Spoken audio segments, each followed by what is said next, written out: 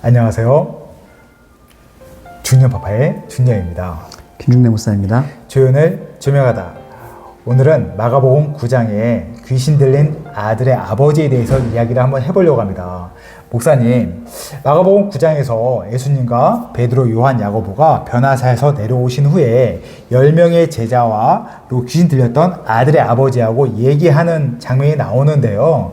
우리가 그 아들에게 주목되는 부분이 있는데 그 아버지에 대해서 사실은 더 비중이 있게 다뤄져야 된다는 생각이 전 들었거든요. 근데 왜 성경은 그 아버지에서 주목하지 않았을까요?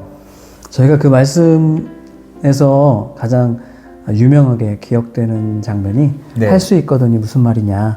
믿는 자에게는 능치 못함이 없느니라. 네. 이 말씀하고 또 나중에 이제 예수님이 제자들에게 기도 외에는 이런 종류가 나갈 수 없느니라. 라는 말씀을 하시잖아요. 그래서 맞습니다. 그 사건에 대해서 항상 믿음이 있어야 된다. 그리고 기도해야 된다라는 주제로 그 말씀으로 이렇게 주제 삼고 결론 내리다 보니까 그 아버지와 그 아들에 대해서는 좀 더 집중하고 조명하는 면이 좀 부족하지 않았나.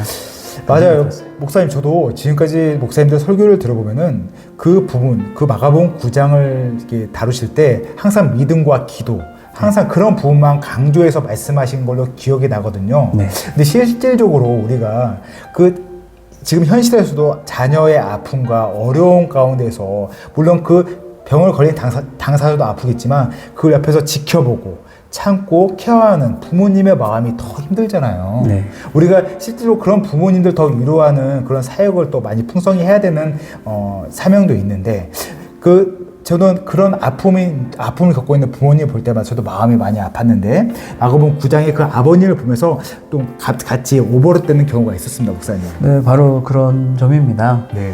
이 아이가 듣지 못하고 말하지 못하는 병이 있었고, 네. 그리고 물 가운데 넘어져서 아이고. 아마 이제 뭐 발작이나 간질 같은 어떤 그런 증상을 겪고 있었던 것 같은데, 네. 성경에서는 그것을 귀신 들린 것으로 진단하고 있거든요. 맞습니다. 근데 요즘 시대에서 그 아이의 상태를 본다면 일종의 장애를 겪고 있는 거잖아요. 네, 맞아요. 그리고 어렸을 때부터 그런 장애와 질병을 갖고 있었다고 그 아버지가 말하고 있거든요. 네. 그런 점에서 보면 그 고대 사회에 그 옛날에 아이가 특히 이 심각한 중증 장애를 앓고 있는 아이를 가진 아버지로서 정말 키우는 데에 힘들고 어려웠을 텐데, 아이고. 근데 그 아이를 놀라운 점은 아이를 살리고자 하는 열망이 아버지에게 있었다는 거죠. 맞아요, 목사님. 네, 그래서 아이를 정말 사랑하고 살리려는 마음으로 예수님께 찾아온 것이잖아요. 네. 또 예수님께 찾아왔다는 것은 아이를 예수님께 데리고 오면 살릴 수 있다, 고칠 수 있다라고 하는 아픈 아이를 가진 이 아버지의, 부모의 그런 믿음과 사랑이 있었기 때문에 예수님을 찾아왔던 것 같습니다. 맞습니다. 그리고 예수님이 할 수 있거든이 무슨 말이냐, 믿는 자에게 능치 못함이 없느니라 라고 말씀할 때 이 아버지가 그러거든요. 주여, 내가 믿습니다. 그리고 저는 이제 그 뒤 말이 더 감동적이었는데, 믿음 없는 것을 도와주십시오.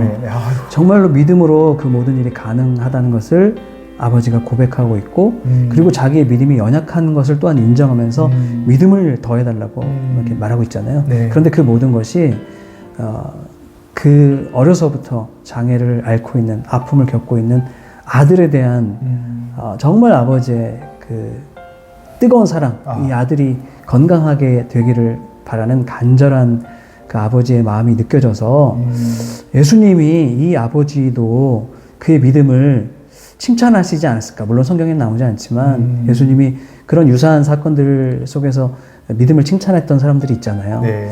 저는 이 말씀을 보면서 예수님이 이 아버지의 믿음을 칭찬하셨을 것 같다. 그건 제 생각입니다만 그래서 좀 이 아버지의 마음, 아들을 사랑하는 마음, 또 특히 장애 아이를 키우는 부모님들의 마음, 그러면서도 예수님을 믿음으로 그것을 극복해내고, 그리고 현실을 보면 그 힘든 아이를 키우는 그 현실 속에서 정말 무너질 때가 많잖아요.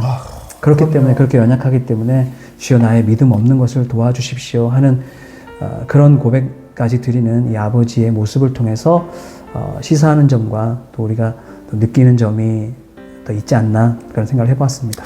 아, 목사님, 진짜 오늘 우리가 쉽게 넘어갈 수 있는 부분이었고, 그 아들을 사랑하는 부모님의 마음을 다시 조명하는 시간을 가졌는데, 목사님, 오늘 이렇게 또 이렇게 자리해 주시고, 이 말씀을 풀어주셔서 너무 감사드리고요.